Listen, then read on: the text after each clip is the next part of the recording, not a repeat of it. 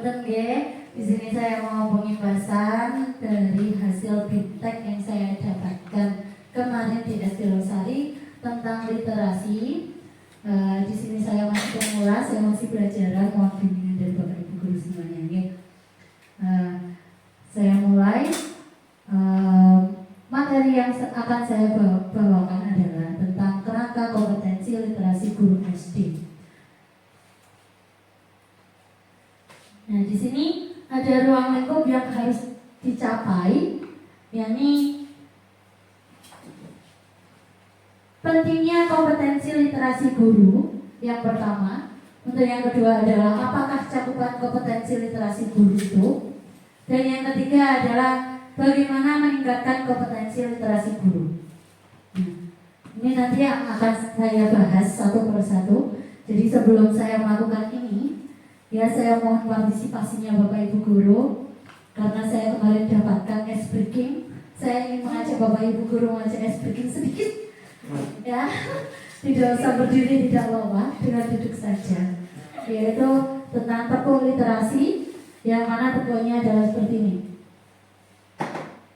Tepung literasi, li, te, ra, si. Literasi. Seperti itu. Literasi. Ya.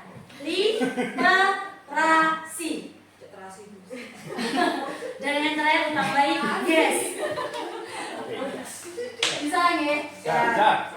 Oke, kita mulai sama-sama nggih. Tepung literasi. Li, te, ra, si. Literasi. Yes. Terima kasih. Oke, langsung pembahasan. Oke, ke meningkatkan pentingnya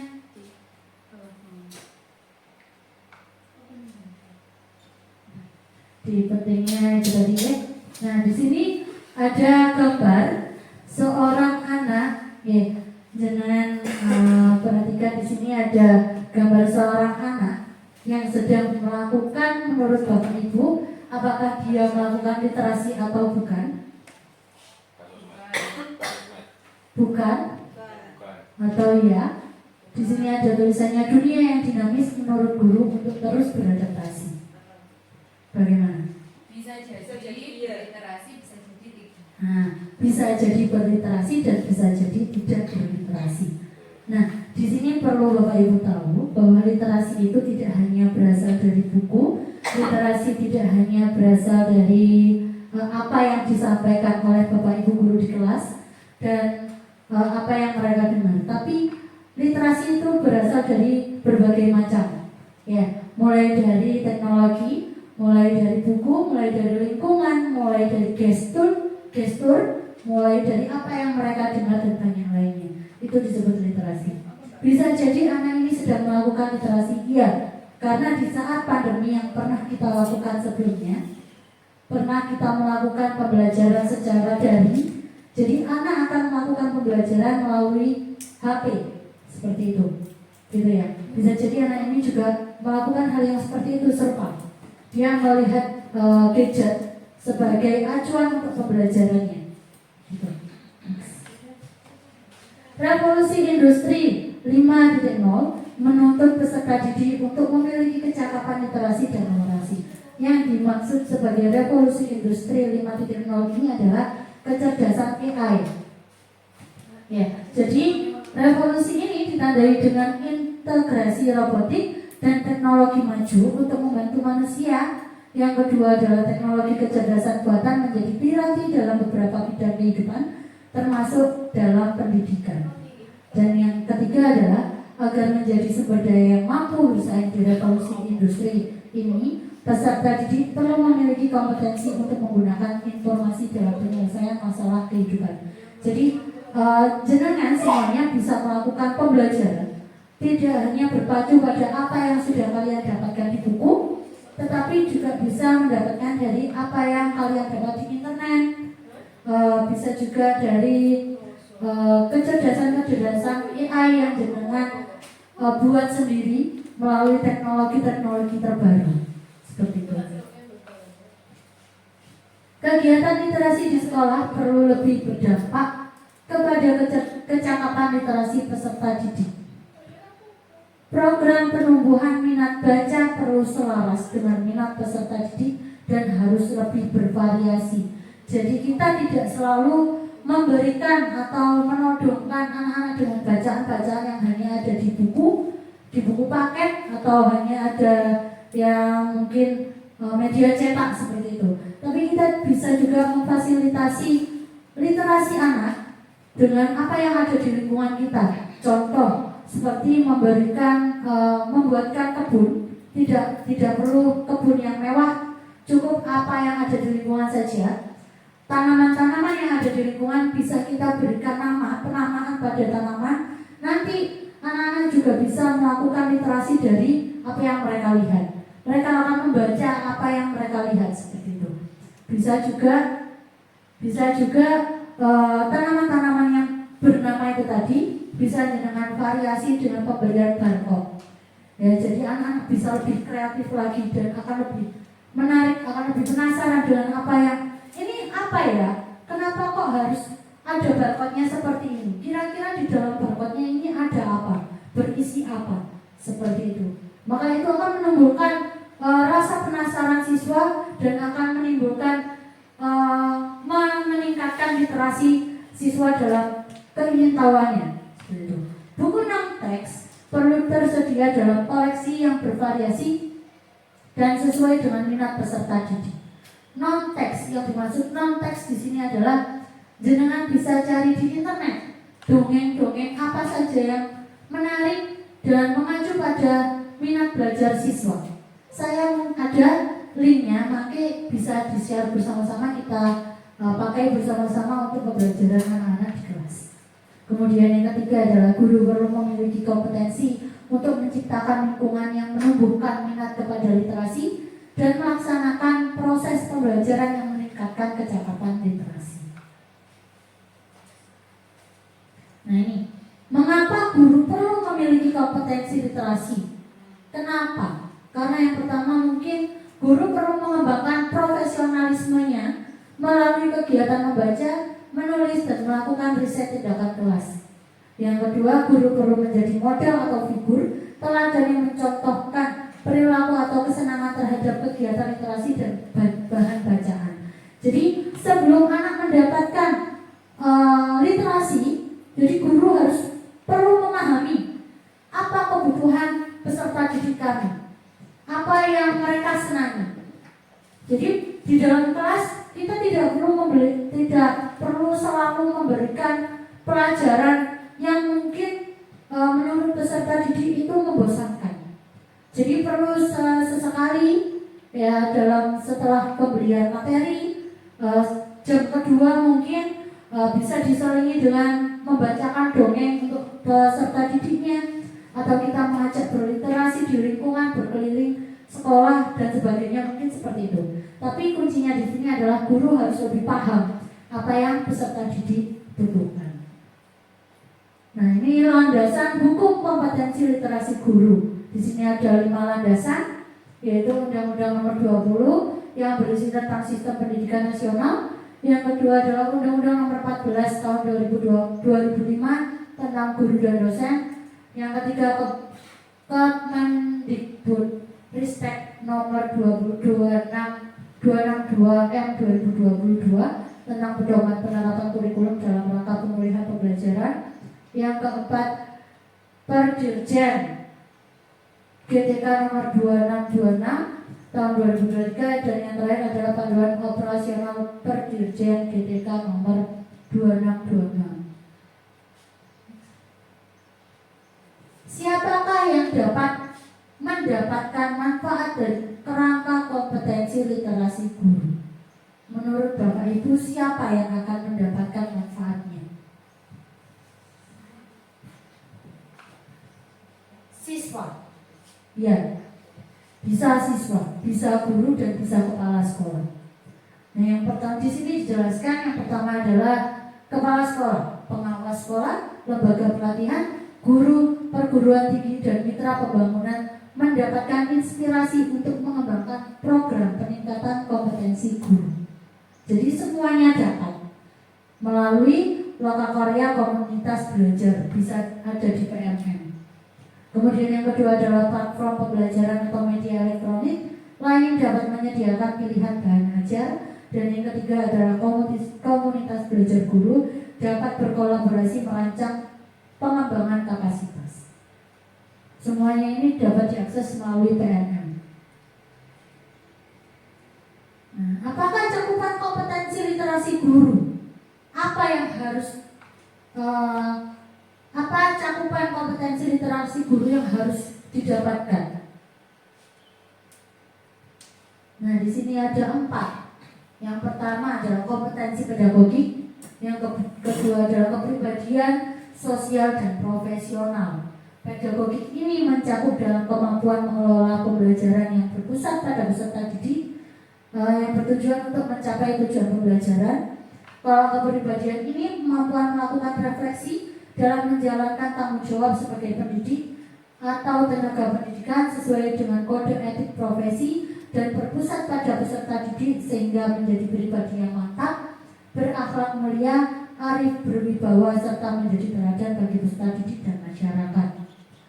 Yang ketiga adalah kemampuan melakukan komunikasi dan interaksi secara efektif dalam berkolaborasi sesama pendidik dan tenaga kependidikan, melibatkan orang tua atau wali dan masyarakat dalam pembelajaran serta pengembangan diri dalam organisasi profesi dan jaringan yang lebih luas. Jadi ini komunikasi bersama wali murid ya.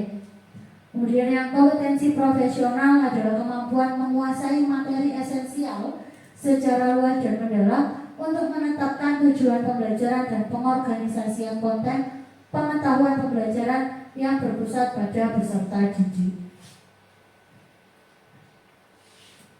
Kompetensi guru dikembangkan dari Perdirjen GTK nomor 2626 tahun 2023, yaitu ada kompetensi profesional guru yang berindikator kurikulum dan cara menggunakannya. Kemudian ada penggunaan strategi pembelajaran yang efektif untuk capaian belajar literasi dan numerasi peserta didik. Kemudian ada kompetensi literasi guru merujuk pada konsep literasi yang tepat. Literasi sendiri itu adalah kemampuan untuk mengenali, memahami, menafsir, mencipta, mengkomputasi, dan berkomunikasi menggunakan simbol visual, auditori, dan digital mengenai topik lintas disiplin dan keilmuan. Jadi literasi itu bisa berasal dari mana saja, tidak hanya membaca, tetapi juga anak-anak bisa mendongeng, bisa membuat hal-hal baru dari apa yang mereka pahami. Aspek pada kompetensi literasi guru, yaitu ada lingkungan belajar kaya literasi yang saya jelaskan tadi. Jadi lingkungan ini bisa kita berikan papan nama atau penulisan-penulisan agar peserta didik bisa membaca apa yang mereka lihat pada saat mereka sedang beristirahat bermain bersama teman. Kemudian budaya literasi guru membudayakan apa kepada peserta didik? Seperti yang sudah kita buat ya, beberapa guru yakni membuat 5 menit membaca sebelum melakukan kegiatan pembelajaran seperti itu ya. Kemudian yang terakhir adalah pembelajaran dan asesmen, penilaian siswa. Penilaian siswa yakni asesmen. Asesmen siswa tidak hanya melulu pada apa yang kita sampaikan, pembelajaran melalui materi-materi yang mereka dapatkan, tapi kita bisa melihat dari apa yang sudah mereka pahami, apa yang sudah mereka baca, apa yang sudah mereka mengerti. Kompetensi guru untuk menguatkan lingkungan belajar. Guru diharapkan mampu mengelola lingkungan belajar yang menumbuhkan minat peserta didik kepada teks multimodal. Teks multimodal ini adalah gestur, aural, visual, dan auditori.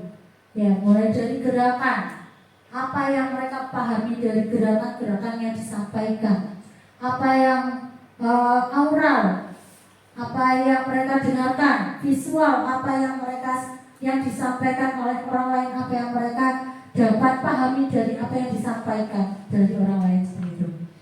melibatkan warga sekolah, orang tua, dan warga masyarakat dalam menciptakan dan mengelola lingkungan belajar kaya teks multimodal.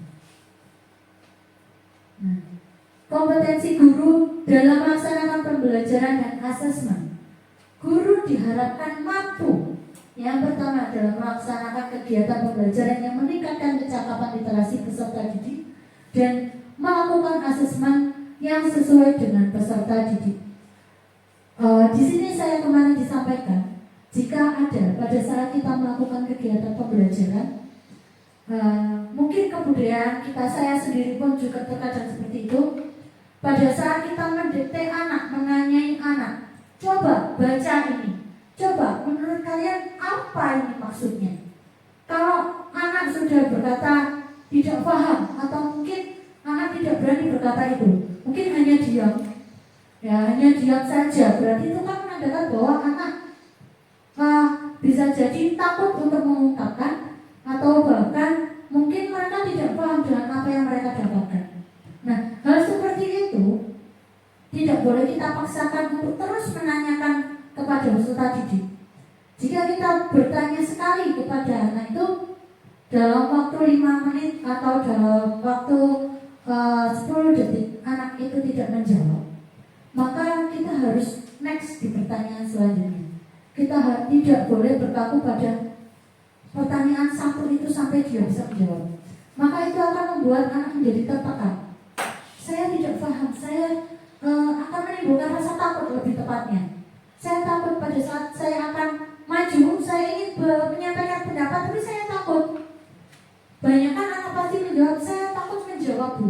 Kalau saya salah bagaimana? Nah, itu muncul dari mungkin tanpa kita sadari dari hal-hal yang biasa kita lakukan di sehari-harinya.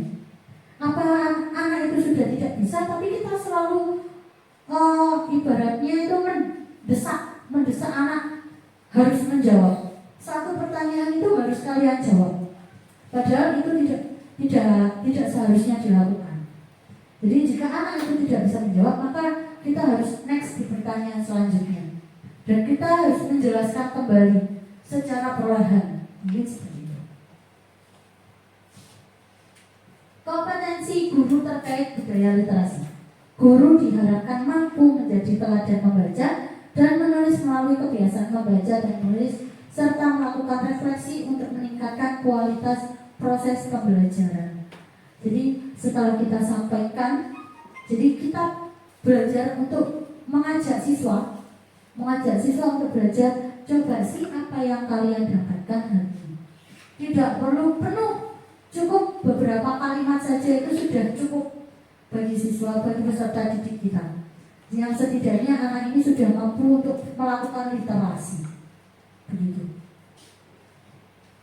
Bagaimana konsep profesional guru terkait literasi? Nah, di sini kita sudah dituntut untuk memahami apa itu CP, TP, ATP, dan modul ajar. Karena kita sudah masuk dalam kurikulum merdeka. Ya, kurikulum merdeka yang kita tahu mungkin pembelajaran yang bebas, pembelajaran yang mungkin meminta guru untuk berpikir kreatif agar peserta didik tertarik kepada apa yang kita sampaikan. Guru di sini dijelaskan guru yang memiliki kemampuan literasi sesuai dengan kompetensi profesional adalah guru yang mampu menguasai strategi literasi dalam merancang pembelajaran dalam konteks kurikulum yang berlaku dan selaras dengan kebutuhan peserta didik. Bagaimana meningkatkan kompetensi literasi guru? Nah, di sini menggunakan metode. Metodenya ada belajar secara mandiri, berjejaring dan belajar secara berkolaboratif atau anak diajak berkelompok, aktif berpartisipasi dalam program peningkatan kapasitas guru baik daring maupun luring, yang mana nanti mencakup dalam pengetahuan atau keterampilan pemahaman tentang konsep literasi, keterampilan untuk menguatkan lingkungan belajar yang menumbuhkan minat terhadap kegiatan literasi, kemudian keterampilan untuk merancang, melaksanakan dan mengevaluasi pembelajaran dan asesmen yang meningkatkan kemampuan literasi peserta didik, dan yang terakhir adalah kebiasaan membaca dan menulis sebagai kegiatan pengembangan profesi. Nah, semua itu sudah difasilitasi di dalam PMM. Ya, monggo silakan dipelajari, dibuka sendiri ya di sini. Nah, ini adalah peraturan Direktur Jenderal Guru dan Tenaga Pendidikan yang dimaksud nih kerangka kompetensi literasi guru yang masuk dalam kategori pengetahuan profesional. Dan ini aspeknya adalah pengetahuan atau pemahaman terkait strategi literasi.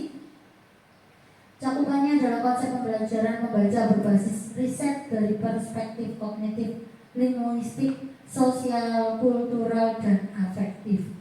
Kemudian di sini ada indikator kompetensi literasi gurunya mulai dari berkembang, layak, cakap, dan mahir. Yang bisa menilai ini adalah dari guru sendiri, bahwa satu anak ini masuk ke dalam yang mana.